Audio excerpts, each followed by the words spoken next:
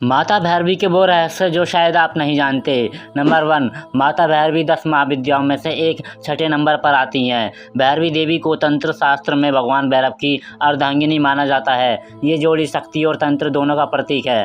भैरव जहाँ भय और नियमों के रक्षक हैं, वहीं भैरवी उसकी ज्वलंत और तेजस्वी शक्ति है। नंबर 2, भैरवी को शमशान वासिनी कहा जाता है। उनका ध्यान तांत्रिक साधना शमशान में करते हैं, क्योंकि यहाँ मृत्यु और जीवन के रहस्यों को जानने की सबसे इफेक्टिव जगह मानी जाती है। उनका स्वरूप हमें मृत्यु से भय मुक्त करता है। नंबर 3, भैरवी को मूलाधार चक्र की अधिष्ठात्री देवी माना जाता है। जब कोई साधक ध्यान या योग द्वारा ऊर्जा जागने का प्रयास करता है तो भैरवी की कृपा से कुंडली जागृत होती है, जो आत्मबोध की ओर ले जाती है।